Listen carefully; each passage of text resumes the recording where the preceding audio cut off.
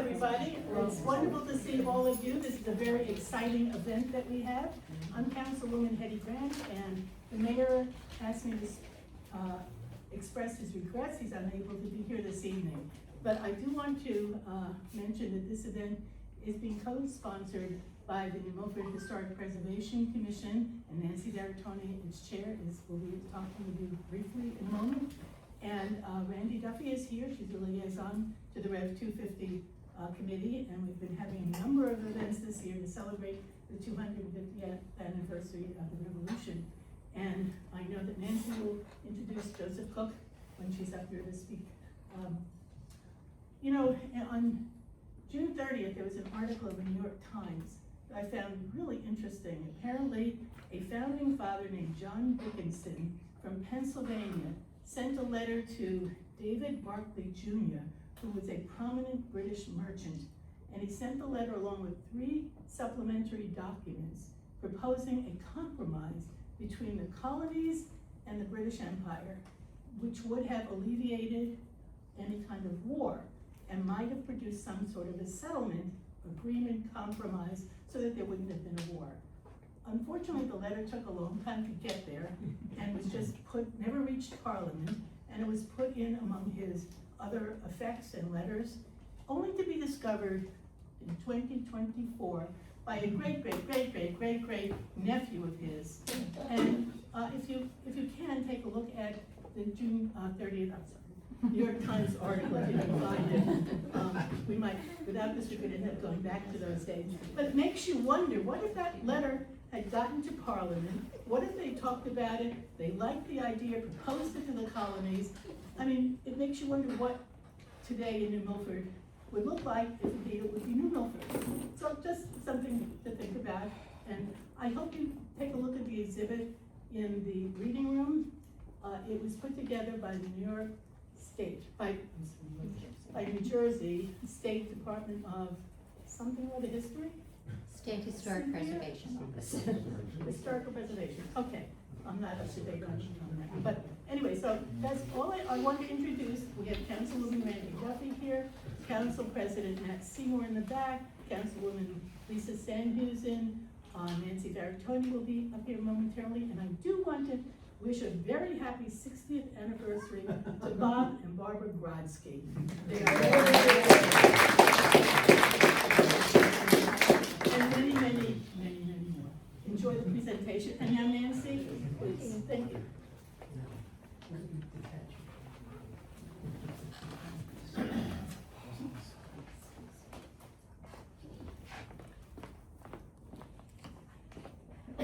Well, I also would like to thank all of you for joining us this evening. We're really excited to be able to bring this exhibit to New Milford, and very appreciative of our library director, Stephanie Elstrow, her really wonderful staff, and friends of the library for agreeing to host it with us. So, you know, when we first learned about the American Revolution, typically when you're in grammar school, we hear about the exploits of George Washington, Ben Franklin, Thomas Jefferson, John Adams. But as this exhibit shows, so many others played a significant role in the quest for independence. They also include the indigenous people of this land, whose contributions are recognized in this exhibit. If the terms land, country, and nation are often used interchangeably, however, their definitions are not quite the same. Land refers to the earth, its natural resources, and the physical attributes. Country is a geographical territory with defined borders and government, while nation is a community based on a collective identity, and it can exist without a sovereign state or defined borders. We're gathered tonight on the traditional homeland of the Ramapo Lenape-Munsee Nation, whose presence dates back here 15,000 years.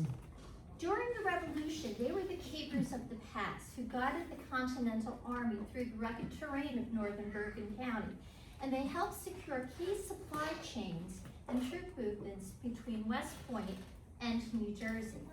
So, to paraphrase the words of a Lenape chief Tumanend, may there be harmony between the indigenous people of this land and the descendants of the pioneers to this land, as long as the rivers and creeks flow and the sun, moon, and stars shine. So to help us set the scene for this exhibit, we are very fortunate to have Joe Cook. Joe is the chair of the history department at Hudson Catholic Regional High School in Jersey City, and he's also a member of the New Milford Historic Preservation Commission. Joe holds a master's degree from Gettysburg College, and while he was there, he served on the editorial staff of the Saber and Scroll Journal of History. He was a content expert for American political and military history, Civil War era history, and the French Revolution. He's a member of the Organization of American Historians, the Society of 19th Century Historians, and the Phi Alpha Theta History Honor Society. He's an experienced battlefield tour guide and a veteran researcher who contributed work to several publications, including the Gettysburg Gospel by Dr. DeBoer Ford. So it is my pleasure to introduce to you Joe. Thank you. Thank you. Didn't expect so many people here. Very nice. Just coming off of the mention of John Dickinson, who sent that letter.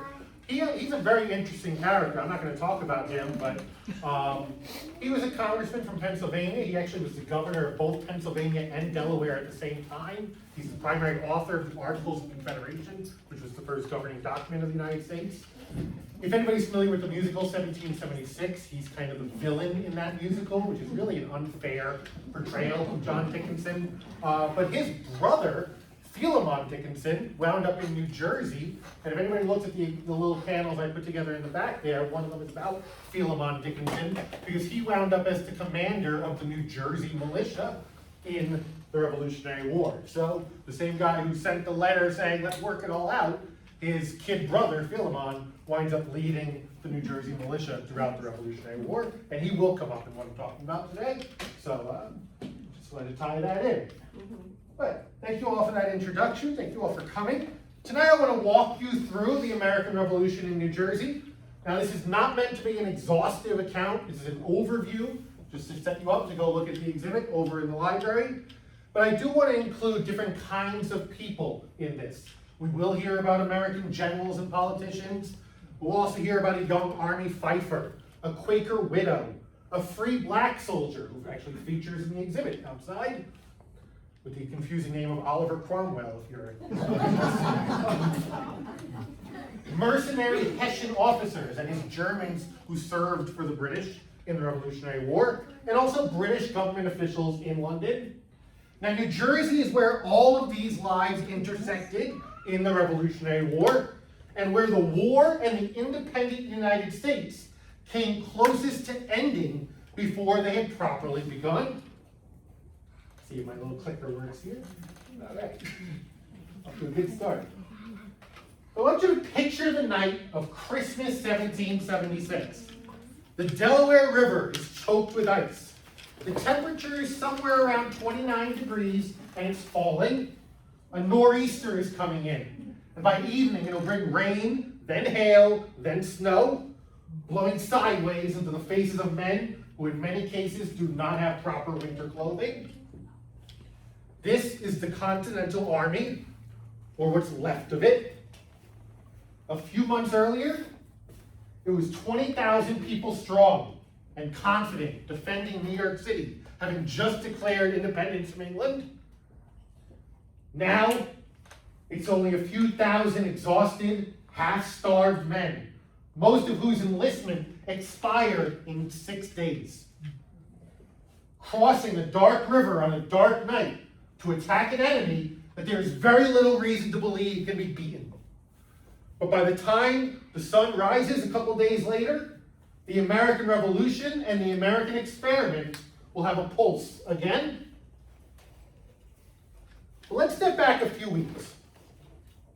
On the night of November 19, 1776, that is exactly 87 years before Abraham Lincoln spoke at Gettysburg, roughly 5,000 British and Hessian soldiers under a British general named Lord Charles Cornwallis landed just north of Fort Lee.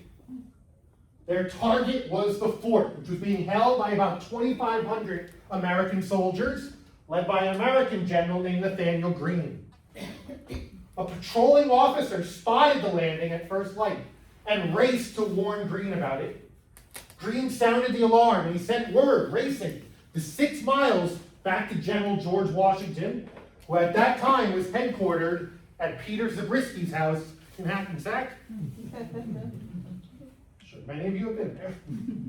Upon receiving the news, the garrison left so quickly that British troops walked into an absolutely abandoned fort that was still stocked with over 50 valuable cannons, 1,000 barrels of flour, dozens of boxes of other winter stores, standing tents, and they rounded up about a dozen soldiers who had stayed behind, not to guard the fort, but because they had broken into the rum reserves of the fort and had quite scurried away before the British arrived. What made that morning so dangerous was the geography of this area. As Greene ran away and tried to rejoin Washington to keep the American army alive, for miles in either direction, there was only one crossing over the Hackensack River at New Bridge. If Cornwallis's men reached that bridge first, Greene's garrison would be cut off and likely destroyed, a significant portion of the remaining American army. They would be trapped. Thomas Paine, who was with these retreating soldiers, put it plainly, our first object, he said, was to secure the bridge over the Hackensack. They won the race by mere hours. Washington rode out from Hackensack to meet the retreating column and pushed it across New Bridge. The next day, he moved the main body to cross the Passaic River, putting further distance between him and the chasing British. A Delaware soldier named Enoch Anderson remembered the condition of many of the men as they reached New Brunswick, many with no shoes, some with no shirts. The redcoats seized what remained of the bridge as Washington's men tried to destroy it, but the American army had slipped away and was moving. 5 months earlier, to remember to put this in perspective, how desperate this situation is, in Philadelphia, America had declared independence. But since then, Washington's army had been driven out of New York City in a series of disasters: a battle at Brooklyn Heights, a battle at Fort Washington, a battle at White Plains. Now, the British Army, led by a general named William Howe, kept pushing the Americans across New Jersey, and the British command assumed that the war was essentially over. Washington seemed to agree. Writing to his brother on December 18th, is Washington's letter to his brother, I know it's long, he cursed the people of New Jersey, whom he said refused to turn out to support the army, and instead were making their submissions as fast as they can, meaning they're pledging renewed loyalty to the British. If they, Washington says, if they, the Jerseys, had given us any support, we might have made a stand at Hackensack, but they didn't. As it was, he confided to his brother that no man had ever faced a greater tangle of difficulties with fewer means of solving them than he did. And admitted plainly, I think the game is pretty near up. That's the commander-in-chief of the Continental Army 6 days before Christmas, barely 6 months, not even 6 months, into the existence of the independent United States, saying this might be the end of the ball game. The cause looked to a great many reasonable people like an absolutely lost one.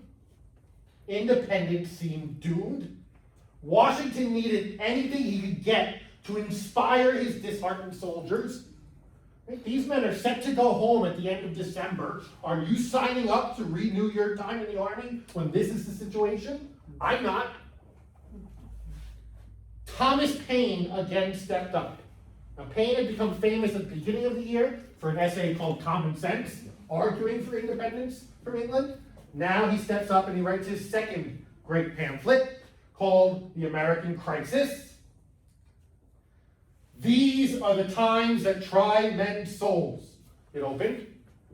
He shamed the summer soldier and the sunshine patriot who shrink from the service of their country in its hour of need.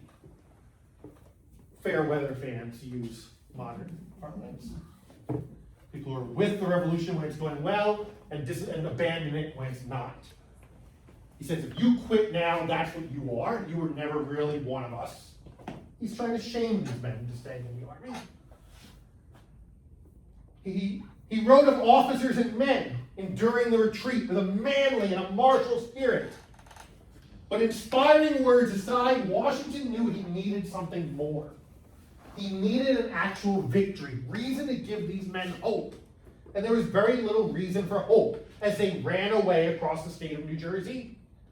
He hatched a bold and a desperate plan. We're all familiar with it. It's elementary history, right?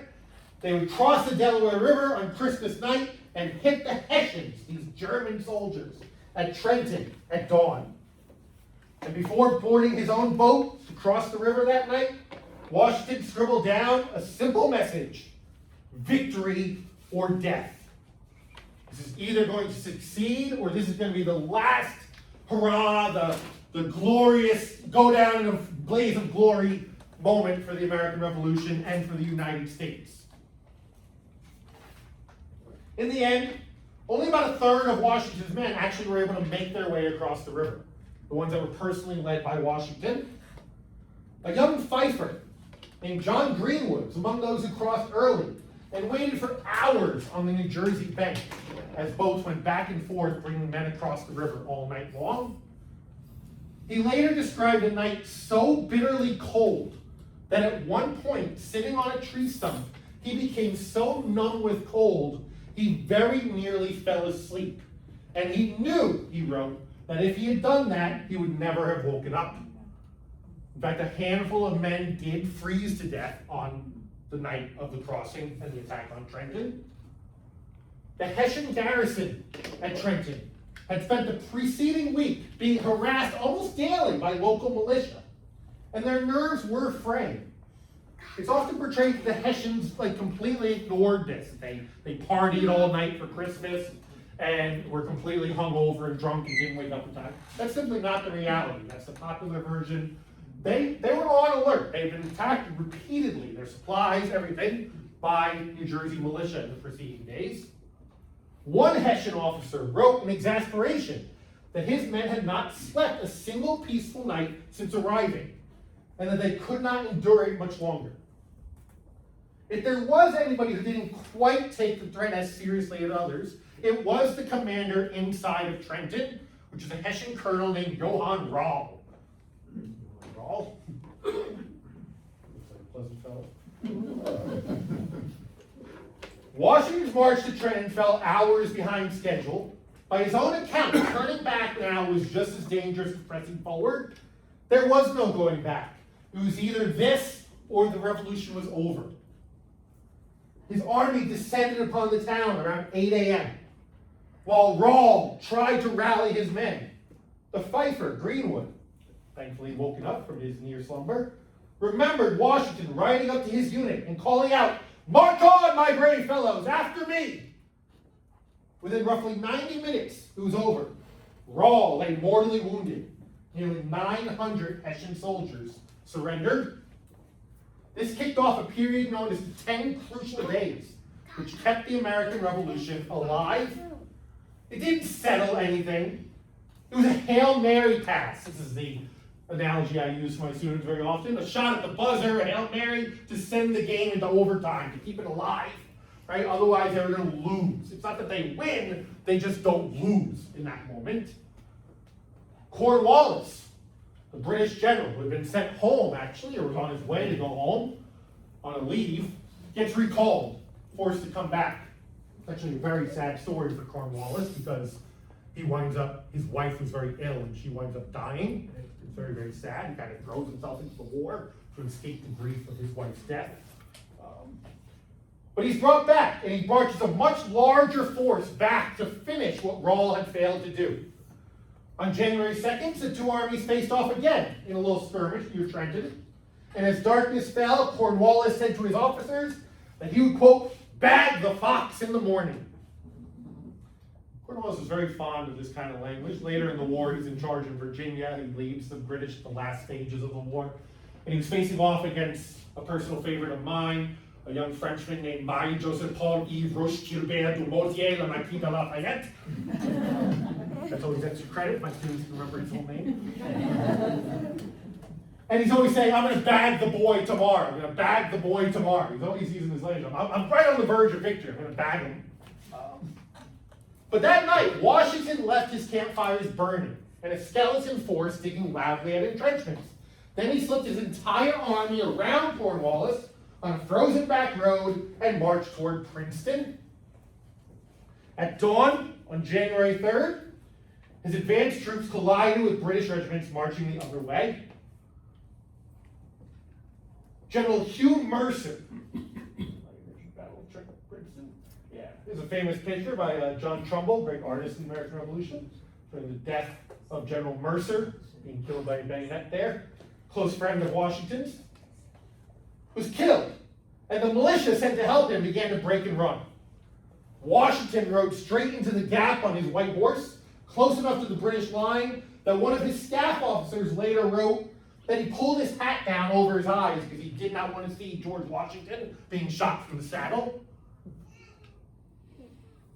March with us, my brave fellows, he screamed to the men, and they did. The Americans pressed on, and they took the town, and they recaptured Nassau Hall in the process.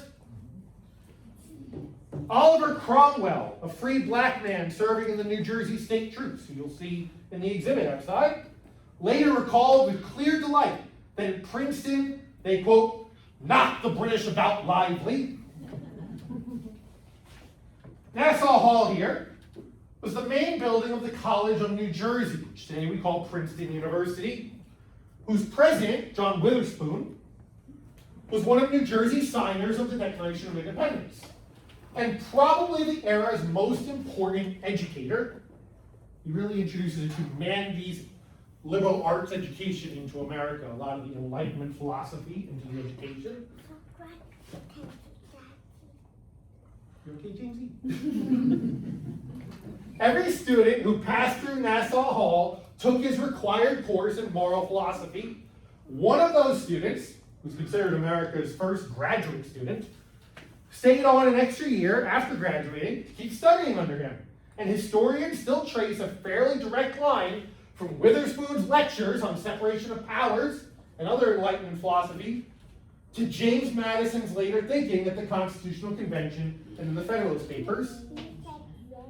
Witherspoon's Princeton, in fact, would go on to produce a vice president, that is the New Jersey native, Aaron Burr, 3 future justices of the U.S. Supreme Court, and dozens of senators and congressmen. And now his office was back in American hands. Just up the road from the battlefield stood the home of a second New Jersey congressman, Richard Stockton. It had been seized weeks earlier and was actually being used as Cornwallis' headquarters now.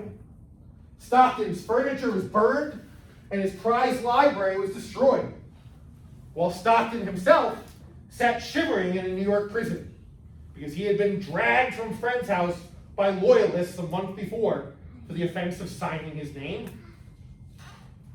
But after the Battle of Princeton, the British abandoned nearly all of central New Jersey and pulled back to a handful of small garrisons. They would never hold so much of our state again. New Jersey civilians lived through all of this at extremely close range. Margaret Morris, a Quaker widow in Burlington, who helped care for the sick and wounded on both sides, was especially afraid due to the presence of the German Hessian mercenaries. This was not unusual. They had a horrible reputation as devils. There were rumors that they were cannibals. There were all sorts of wild stuff that spread around America about the Hessians. She wrote of pleading with armed men not to harm her home, and of the strange atmosphere of fear that ran through her town. At one point, pleading with a group of what turned out to be American militiamen, "Bless me, I hope you are not Hessians." Her diary captures something that battle reports cannot. A population caught between the two armies and just trying to survive. General Greene lamented for the people of New Jersey. writing, Tories, that is, Americans loyal to the king, also known as loyalists, Tories lead the relentless foreigners, that is, the Hessians, to the houses of their neighbors and strip poor women and children of everything they have to eat or wear. And after plundering them in this sort, the brutes often ravish the mothers and the daughters and compel the fathers and the sons to behold their brutality. That civilian experience is exactly what turned the tide in New Jersey as much as any battle did. British and Hessian parties hunting for food, forage, and firewood plundered farms with a heavy hand. One Hessian major, writing home, admitted that plundering had disturbed his own commanding officer, a general named Kniphausen, and in his words, made the country people all the more embittered rebels. Loyalism in New Jersey, which had been so strong for much of 1776, faded into resentment by the spring of the next year. The Americans did not sit idly by while the British and the Hessians did all this. Through the winter and spring of what became known as the Forage War, the New Jersey militia and state troops harassed nearly every British supply expedition. Just to give one example, in mid-January, General Philemon Dickinson, who I mentioned earlier, led about 450 militiamen against a British foraging party at a battle called Millstone or Van Ness Mill. They routed the enemy, coming away with dozens of wagons, over 100 horses, and dozens of prisoners. George Washington, who almost never had anything positive to say about militia, praised the action, writing that Dickinson's conduct reflected the highest honor on him and the men of New Jersey. Tune is changing on us a little bit. Washington. One veteran Hessian officer describing these New Jerseyans admitted with something like professional jealousy that he had never seen these kind of operations carried out with more efficiency than the New Jersey militia had done. In February of 1777, Prime Minister Lord North wrote a worried note to a colleague admitting that there was troubling news coming out of New Jersey. 2 years later, in front of Parliament, Lord George Germain, who was the Secretary of State for the colonies, the guy in charge of overseeing the war for the British, conceded that all British hopes for a quick victory had been blasted by that one little unhappy affair at Trenton. The General Cornwallis seemed to understand this most clearly of all. Years later, after his own surrender at Yorktown essentially brought the war to an end, he met with George Washington the next day. You might know he skipped his own surrender, but he does meet with Washington after that. And he said to Washington, allegedly, according to one of Washington's staff officers, that when the full story of the war was written, historians would give the greatest laurels not to this Franco-American victory at Yorktown, but to those 10 crucial days in snow-covered New Jersey. While this much was happening on the battlefield, New Jersey was also waging a political revolution. Weeks before the Declaration of Independence was signed, New Jersey's revolutionary government moved against its own governor. That's that man on the left there. He actually has a familiar face because he looks an awful lot like his dad. That is Benjamin Franklin's son, William Franklin, his illegitimate son, who was one of the most die-hard and notorious loyalists in America. This had been Ben Franklin's reward for his long and distinguished service to the British Empire, was that his son became the royal governor, and now they find themselves on opposite sides. Not unique in America. In June 1776, revolutionaries had Franklin arrested and sent off to Connecticut to be kept under guard. He ultimately escaped, but we'll blame Connecticut for that. Patriots in the legislature elected William Livingston to take the governor's seat, which he held for the remainder of the war and in fact for the rest of his life. And in July, New Jersey's convention quickly drafted a new state constitution. That new interesting, it's unique among the constitutions of the Revolutionary period because it contained one genuinely revolutionary radical line, extending the vote to all inhabitants of the colony of full age who were worth at least 50 pounds, with no mention of sex or race. For 3 decades, propertied widows, unmarried women, and free black men who met that property line could legally vote in New Jersey, the only place in the young United States where that was true. In 1807, New Jersey state government looked around, saw nobody else was allowing this, and rewrote the Constitution to include the words white and male. That same June, the Patriot government also replaced New Jersey's delegation to Philadelphia and gave us the 5 men who ultimately signed the Declaration of Independence for New Jersey: Richard Stockton, John Witherspoon, Francis Hopkinson, who may have actually designed the U.S. flag, John Hart, and Abraham Clark. And they also authorized them to vote in favor of independence. New Jersey was one of the last 3 states to authorize their state delegation to approve that measure. They signed the Declaration just a couple weeks after arriving in Philadelphia, and more than one of them paid for it. I already mentioned Richard Stockton's suffering. Abraham Clark had a son captured by the British while he was serving in the American Army. And he was kept in the most notorious of all British prisons, a ship called the Jersey, off the coast in the Hudson River, where over 1,000 American prisoners died. The British let it be known that Clark's son would be set free the moment their father publicly renounced his own signature on the Declaration of Independence. On the very day Congress voted for independence, Clark wrote to a friend, quote, "We can die but once." He refused to trade with the British. Fortunately, his son did survive, barely. But New Jersey's revolution also had a darker side. Sitting so close to British-held New York City, the state became the scene of a vicious, close-quarters conflict between patriot and loyalist neighbors. Raids, kidnappings, and executions rooted in old grudges. One example of this was the case of a man named Joshua Huddy, who was an artillery militia captain from New Jersey, from Monmouth County. He's captured in 1782. That is months after Cornwallis surrendered at Yorktown, which we traditionally think of as the end of the Revolutionary War. Of course, it's not. And he was handed over to the authority of William Franklin, who is now running loyalist operations out of New York City.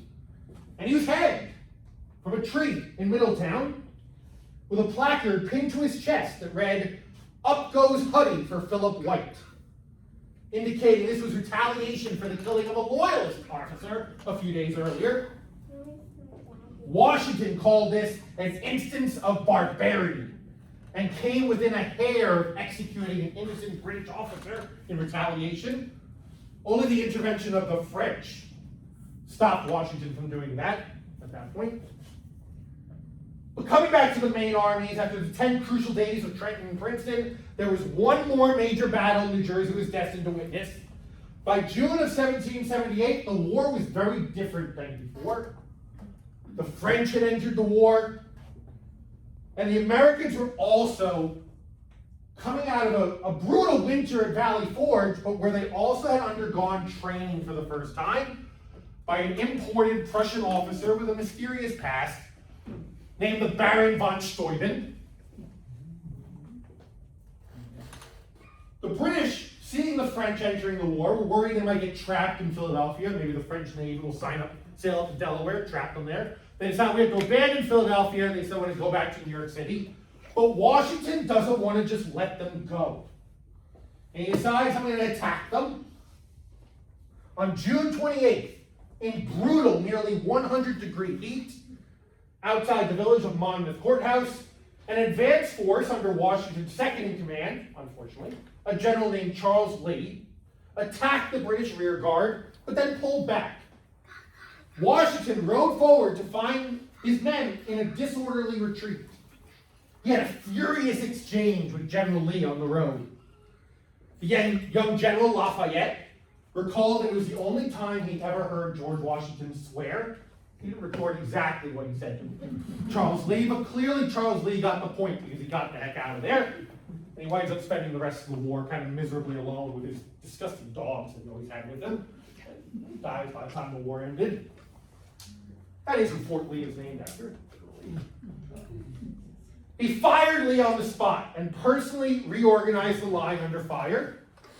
The heat that day killed as many men as the fighting did. About 1,000 people died in the Battle of Monmouth. But the British Army at nightfall slips away. But this battle, which was essentially a tie, is very important. It signifies the change in the war.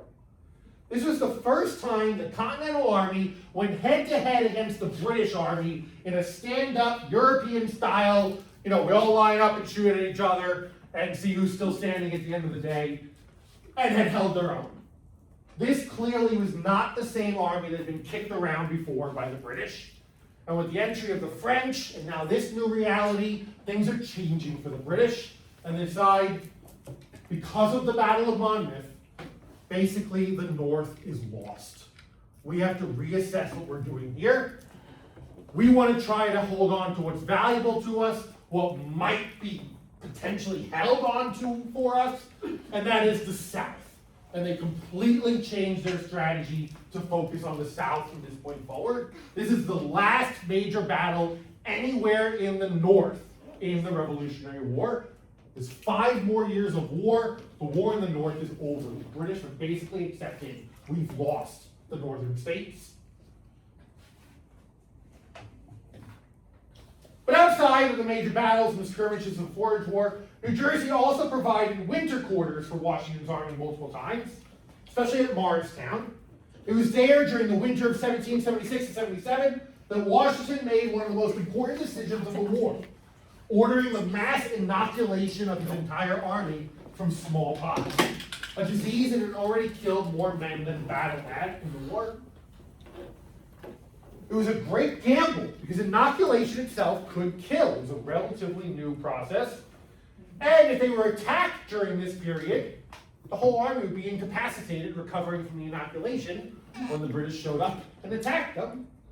Nonetheless, it did work, and smallpox never again crippled the ranks of the Continental Army as it typically did armies during the 18th century. The second time the army came to Morristown in 1779, conditions were far worse. Roughly 10,000 men marched into Jockey Hollow and settled into what became the coldest winter of the entire 18th century. 28 separate snowstorms buried the camp between December and April. New York Harbor froze solid. British soldiers marched from Manhattan to Staten Island that winter. Army surgeon Dr. James Thatcher wrote of one storm in early January that no man could endure its violence for more than a few minutes without legitimate danger to his life. Joseph Plum Martin, an American soldier who served throughout the war, and has a very valuable diary for people who study the Revolution, called this winter worse than anything he had endured before. At one point he wrote, "We were absolutely, literally starved. 4 days and nights with nothing in his stomach but bark that he gnawed off of a stick of firewood, while men around him roasted and ate their shoe leather." General Greene, now the Army's quartermaster, wrote home in January that the Army stood on the eve of disbanding for want of provisions. And Major General the Baron Johann de Kalb, a German officer serving the Americans, stated that one could only understand suffering if one endured this winter encampment at Morristown. But it's also at Morristown where Washington received word from his favorite subordinate, Lafayette, that the French agreed to send an army to fight alongside the Americans, which was going to set the final events of the war in motion. New Jersey earned its nickname, the crossroads of the Revolution. More battles and skirmishes were fought on New Jersey soil than in any other state. It's also the place where an army on the edge of falling apart and dissolving multiple times proved over and over again that it could still win, still stand and still hold together, and where the fight over what kind of country this would be was being waged in farmhouses and legislatures just as much as on the battlefield. Thomas Paine's line bears repeating one last time. These were the times that tried men's souls. New Jersey soldiers, farmers, wives, and widows were tried again and again for the better part of a decade, and the revolution survived because of how they kept responding. Thank you.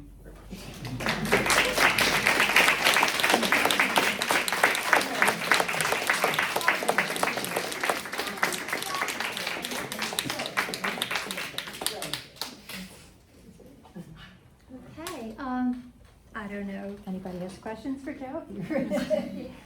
If not, we have the exhibit is in the main room of the library. You're welcome to take a look at it. We also have cookies, bottled water for some refreshments if you'd like to have some of that. And we hope you enjoyed your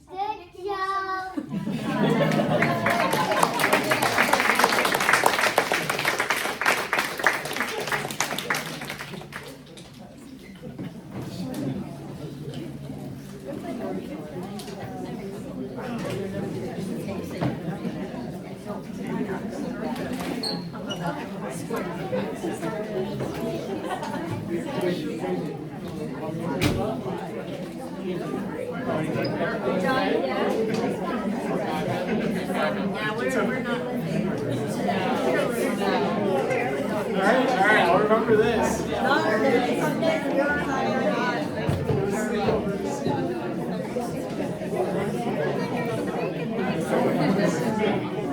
I'm not myself.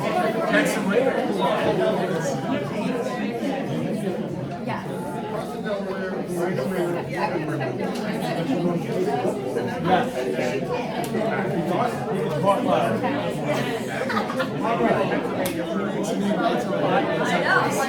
And my neck feels like I was at a 10.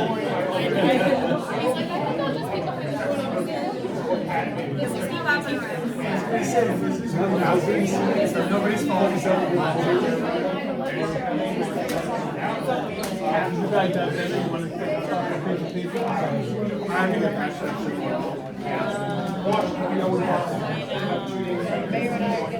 You guys look pretty good today. All right, figure it out. I'm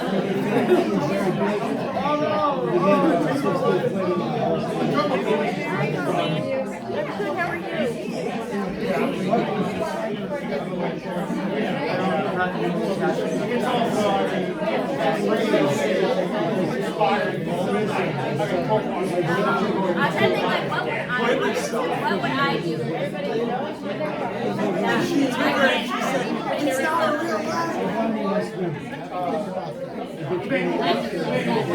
All right, I'm gonna go to the shop right now. See you later.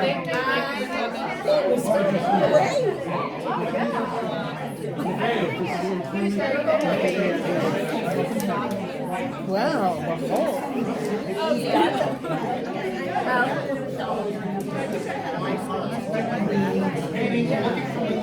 I really